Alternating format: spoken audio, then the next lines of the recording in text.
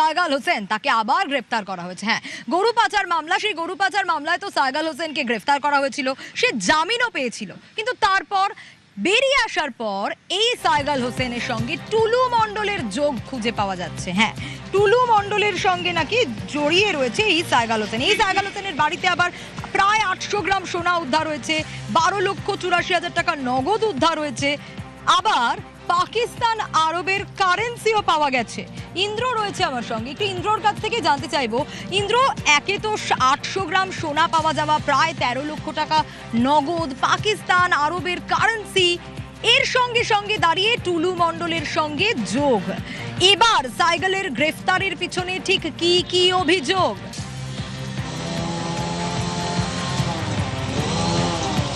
দেখো, একদমই যেটা বলে রাখবো, সাইগেলকে যে গ্রেপ্তার করা হয়েছে তার পেছনে যোগ কিন্তু টুলু মণ্ডল।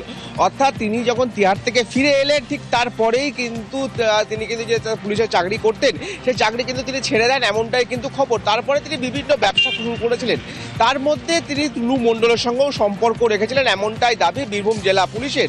পাশাপাশি যেটা বলে রাখবো যে টুলু মণ্ডলের যে ঘটনায় একাধিক ব্যক্তিকে বীরভূম জেলা পুলিশ গ্রেপ্তার করেছে, তাদের কাছ থেকেই কিন্তু এই সাইগেল হোসেনের নামটা উঠে এসেছিল।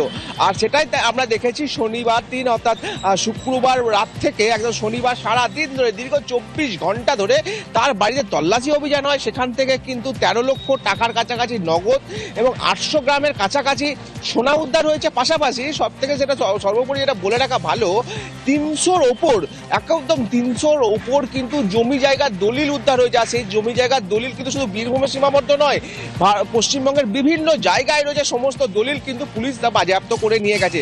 যদিও সেই সমস্ত দলিল কিন্তু সাইগাল হোসেন বা তার পরিবারের নামে নয়, একাধিক ব্যক্তির নামে রয়েছে, তাদেরও খোঁজ চালাচ্ছে বীরভূম জেলা পুলিশ। আর এই সমস্ত বিষয়গুলির জন্যই কিন্তু সাইগেল হোসেনকে গ্রেপ্তার করা হয়েছে। অর্থাৎ বলা যেতেই পারে যে সাইগেল হোসেন অর্থাৎ অনুব্রত মণ্ডলের যিনি প্রাক্তন দেহরক্ষী, তিনি কিন্তু তিহার থেকে ফেরার পরে তিনি কিন্তু টুলু মণ্ডলের সঙ্গে হাত মিলিয়েছিলেন এবং তার সঙ্গে যে ব্যবসায়িক সম্পর্ক, তিহার থেকে জেল খেটে আসার পরেও শুধরোয়নি সাইগাল, তারপরেও সে তার এইসব কাজকর্ম অপকর্ম চালিয়ে গিয়েছে এবং আরব, পাকিস্তান এসব দেশের কারেন্সি তার কাছ থেকে পাওয়া গেছে। পুলিশ সুপার কি বলছেন দেখি।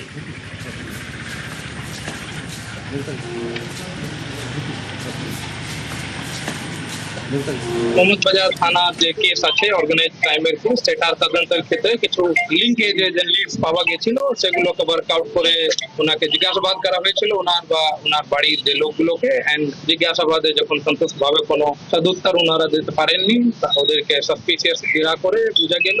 তারপর ওনাদের বাড়িতে সার্চ করা গেল, ওখান থেকে কিছু ডকুমেন্টস এন্ড জিনিসগুলো পাওয়া গেছে, যেগুলো যে অর্গানাইজ ক্রাইমের সঙ্গে লিঙ্কেজ গুলোকে একটু প্রমাণ করছে। ওনাকে জিজ্ঞাসা করার পর অ্যারেস্ট করা হয়েছে। ইন্ডিয়ান কারেন্সি কিছু ক্যাশ টাকা ছিল, খুব অল্প পরিমাণে ফরেন কারেন্সি ছিল, আরব ও পাকিস্তানি কিছু কারেন্সি খুব অল্প সংখ্যা ছিল। সেটা আমরা ইনভেস্টিগেশন করে দেখছি কি আছে, কোথা থেকে এসছে, কেন এসছে, কি ব্যাপার আছে। আর সাইগাল হোসেনকে 7 দিনের পুলিশ হেফাজতের নির্দেশ দেওয়া হয়েছে সিউড়ি আদালতের তরফে। আমরা পিসিপিআর চেয়েছিলাম এবং 7 দিনের পিসিপিআর আমরা চেয়েছিলাম, 7 দিন অ্যালাউ হয়েছে। পরবর্তীকালে 23 তারিখে ওনার প্রোডাকশন আছে। এবার বাড়ি থেকে প্রচুর ল্যান্ড ডিড পাওয়া গেছে, প্রায় 150-র কাছাকাছি। ইন্ডিয়ান কারেন্সি নোট পাওয়া গেছে 12 লাখ টাকার উপরে, 800 গ্রামের কাছাকাছি একটা গয়না পাওয়া গেছে। টোটাল পাকিস্তানের কারেন্সি পাওয়া গেছে। আমি কোর্টে বললাম যে আমাদের ডিউরিং ইনভেস্টিগেশনে যেগুলো পাওয়া গেছে আপনারা শুনেছেন বলে, তো ওই বেসিসে আমাদের ইনভেস্টিগেশনটা আগে এগোবে, তারপর দেখা যাক কি হয় ইনভেস্টিগেশন। আর এই প্রসঙ্গে কি বললেন মন্ত্রী দিলীপ ঘোষ, শোনাবো। কিছু কিছু হ্যান্ডলার ছিল যারা এই ধরনের সমস্ত অনৈতিক কাজের সঙ্গে যুক্ত ছিল, চ্যানেল তৈরি করে দিয়েছিল, ওরাই অপারেট করতো, সবাইকে ভাগ দিত। তো সেইখান অবধি না পৌঁছালে এটা বন্ধ হবে না, আর সত্যি সত্যি যারা অপরাধী তারা ধরা পড়বে না। তো এবার ধীরে ধীরে যত তদন্ত এগোচ্ছে তত ভেতরে ঢুকছে, আরও অনেকের নাম আসবে।